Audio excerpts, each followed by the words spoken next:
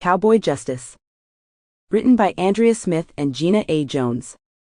Source copyright 2023 by Andrea Smith and Gina A. Jones. Production copyright 2025 by Andrea Smith and Gina A. Jones. All rights reserved. Part 1. Blind Submission. Chapter 1. Bethany carefully grabbed the handles on the steaming pot of boiled new red potatoes, lifting it from the burner and placing it on the butcher block countertop of the kitchen island to cool for a few minutes before draining them. She turned off the burner and opened the oven door to get a glimpse of the roast lamb, which was browning nicely. She had the cherry glaze ready for basting set aside. She would baste the roast after finishing the garnishments for the boiled potatoes.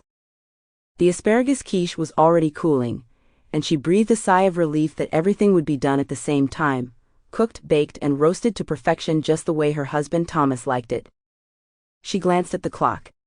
He would be home precisely at 7, and dinner would be served at 7:15, which reminded her she needed to get his martini mixed and refrigerated so it would be waiting, cool and crisp once he crossed the threshold.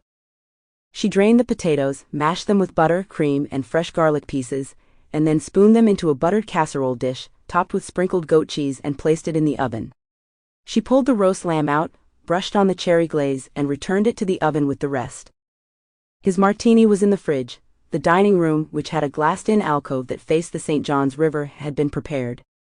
She'd set the table with a clean and freshly ironed white linen tablecloth, matching linen napkins, crystal stemware, and polished silverware. Everything was perfect. Bethany released a calming breath and again glanced at the clock. She had 7 minutes to spare, so she hurriedly went into the downstairs guest bathroom to rinse her face, apply fresh lipstick, and redo her long brown locks up into the tight bun she wore at the nape of her neck. That was the way Thomas liked her to wear it, especially when preparing, serving, and eating dinner. It wouldn't do for a stray hair to find its way onto a dinner plate, or heaven forbid, one of the entrees. She rubbed her forearm and glanced at the bruise, which had now faded to a pale yellow. Yes, she remembered well how upsetting that was for Thomas. She didn't want a repeat of that, she was sure.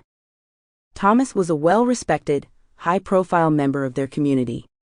He was president of the Jacksonville-Onslow Chamber of Commerce, sat on the board of the Jacksonville Country Club, and was vice president of the local chapter of Rotary International.